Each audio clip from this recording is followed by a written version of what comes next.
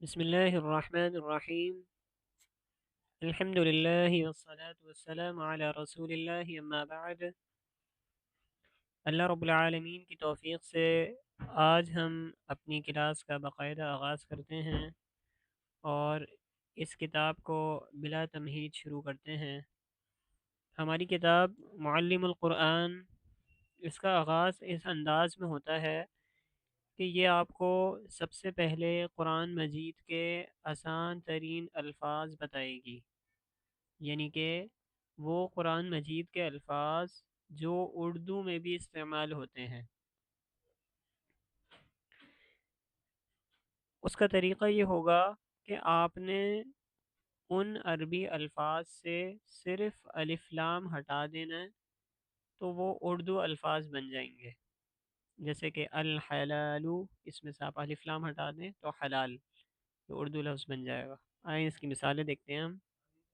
یہ ساری قرآن مجید کی مثالیں اس میں ذکر کی گئی ہیں، جیسے اللہ، محمد، الاسلام، الاسلام میں سے آپ الف لام ہٹا دیجئے، اسلام اردو کا لفظ بن گیا، اسلام اردو میں استعمال ہوتا ہے۔ القرآن، الف لام ہٹا دیجئے، قرآن، قرآن مجید۔ الکعبۃ، الف لام ہٹا دیجئے، کعبہ۔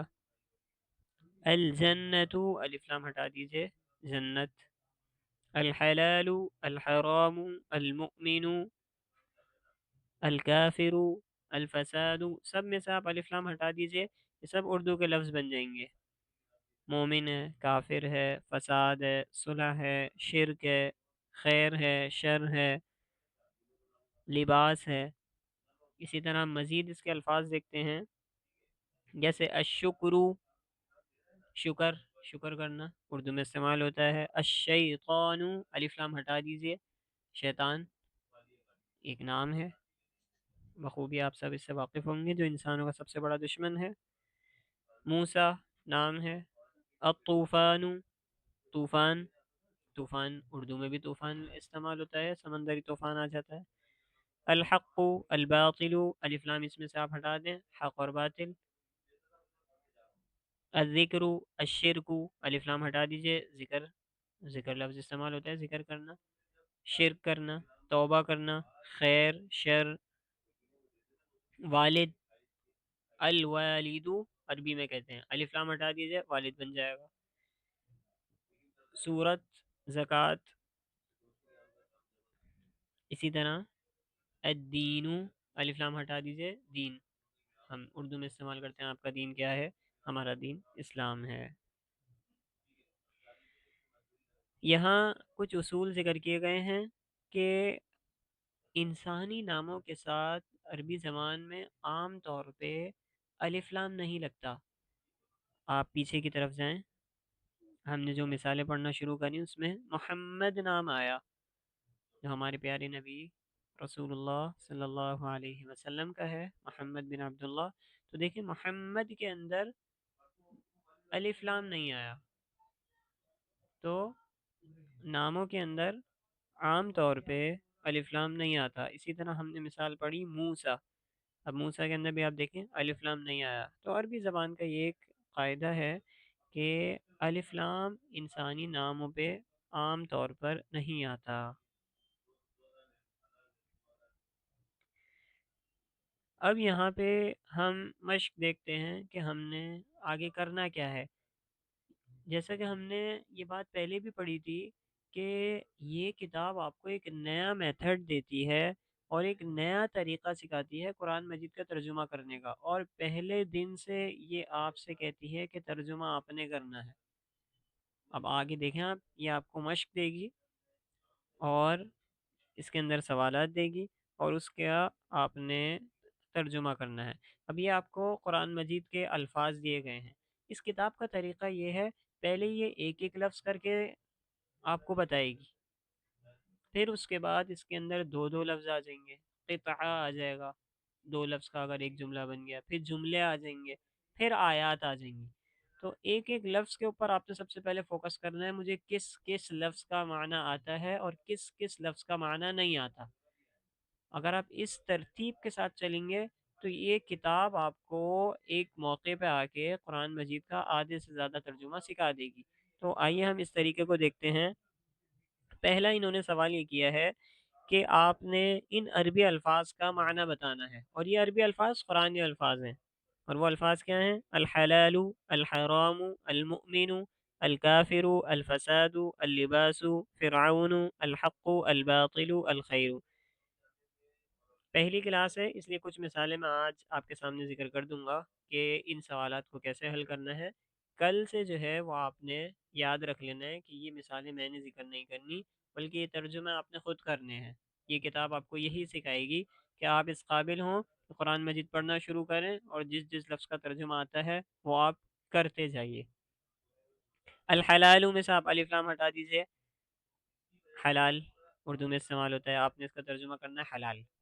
الحرام میں سے آپ نے الف لام ہٹا دینا ہے، آپ نے اس کا ترجمہ کرنا ہے حرام۔ الحرام کا مطلب حرام، بس اتنی سی بات ہے۔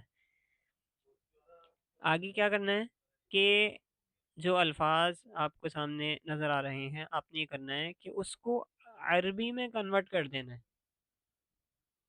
مثال کے طور پہ شرک، شرک کو عربی میں کیا کہتے ہیں؟ الشرکو، الف لام لگا دینا، الف لام آپ لگا دیں گے تو کیا ہوگا؟ عربی لفظ بن جائے گا۔ الشیطان، کعبۃ، الزکاۃ، التوبۃ، الصلح، اس طریقے سے۔ تیسرا سوال یہ ہے کہ آپ ان الفاظ کے بارے میں کیا جانتے ہیں؟ القرآن، الکعبۃ، الجنت، الشیطان، موسیٰ، الشرک، یہ آپ نے بتانا ہے۔ اگلا سوال ہے کہ آپ نے ان الفاظ کو مکمل کرنا ہے۔ یہ میں ضروری نہیں سمجھتا کہ آپ، یہ چھوٹے بچوں کے لیے ہے کہ وہ ایک ایک حرف جو ہے وہ اس کو یاد کریں۔ اس کا اگلا سوال یہ ہے کہ آپ نے ان الفاظ پہ حرکات لگانی ہیں، یعنی کہ زبر، زیر، پیش آپ نے اب لگانا ہے، اور اس کا آسان سا طریقہ ہے۔ جیسے ہم دیکھتے ہیں کعبہ، پہلی مثال ہمیں یہ دی گئی ہے، کعبہ پہ آپ نے اعراب لگانے ہیں، تو آپ کیا کریں گے؟ سب سے پہلے الف لام ہے، الف پہ آپ نے زبر لگا دینا ہے۔ جب بھی آپ الف لام سے شروع کرتے ہیں اور وہ نام ہوتا ہے، اسم ہوتا ہے، تو آپ نے اس پہ زبر لگا دینا تھا۔ الکعبہ، کعبہ لفظ اردو میں استعمال ہوتا ہے، کاف پہ زبر، عین ساکن ہے، اس پہ جزم آئے گا، اور با کے اوپر زبر آئے گا، اور آخر میں جو تا ہے، آخر میں تا کے اوپر کیا آئے گا؟ پیش آ جائے گا۔ یہ ایک چھوٹا سا اصول ہے کہ جب بھی ہم کسی نام سے کسی بات کا آغاز کرتے ہیں تو اس کا آخری حرف جو ہوتا ہے نا، جیسے الکعبۃ کے اندر آپ غور سے دیکھیں تو تا آخری حرف ہے، نیچے دیکھیں الفسادو، فسادو کے اندر دال آخری حرف ہے۔ تو ہم نے جب کسی بھی نام سے آغاز کیا نا، جب بات کرنی شروع کری، تو ہم کیا کرتے ہیں؟ الف اس کے آخر میں پیش لگا دیتے ہیں۔ جیسے ہم آیت الکرسی کے اندر کیا کرتے ہیں؟ اللہ، اللہ میں لفظ اللہ کے آگے ہم نے پیش لگا دیا۔ جیسے ہم سورہ فاتحہ کے اندر کیا کرتے ہیں؟ الحمد، دال پہ پیش لگا دیا ہم نے۔